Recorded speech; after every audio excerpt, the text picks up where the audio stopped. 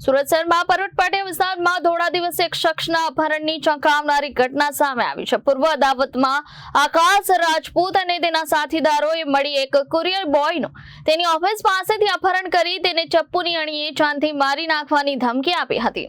પ્રદીપસિંહ રાજેશ્વરસિંહ રાજપૂત ડિંડોલી વિસ્તારમાં રહે છે અને કુરિયર બોય તરીકે નોકરી કરે છે। તેમણે પુરા પોલીસ સ્ટેશનમાં ફરિયાદ નોંધાવી છે। આ ઘટના 16 જાન્યુઆરી 2026ના રોજ પર્વત પાટિયા 4 રસ્તા પાસે ડીજી પોઈન્ટ એપાર્ટમેન્ટની સામે બની હતી। પ્રદીપસિંહ જ્યારે કુરિયરની ડિલિવરી આપીને નીચે ઉતર્યા ત્યારે આકાશ રાજપૂત, ગોપાલ અને અન્ય 6 જેટલા શખ્સોએ તેમને ઘેરી લીધા હતા। આરોપીઓએ તેમને ગાળો આપી ધક્કા મૂકીનો માર માર્યો અને બળજબરીપૂર્વક બ્લુ કલરની સુઝુકી 4 વ્હીલ ગાડીમાં બેસાડી દીધા હતા। આ સમગ્ર ઘટનાના સીસીટીવી ફૂટેજ પણ સામે આવ્યા છે, જેમાં આરોપીઓ શખ્સને માર મારતા અને ગાડીમાં બેસાડતા નજરે પડે છે।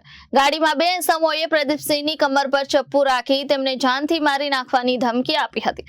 અપહરણકારો તેમને મહારાણા પ્રતાપ ચોક, પૂર્વાંચલ રેસ્ટોરન્ટ અને ડિંડોલી બ્રિજ નીચે ફેરવી અંતે કેસર ભવાની સોસાયટી પાસે ઉતારીને ફરાર થઈ ગયા હતા। Bureau report Janadesh news.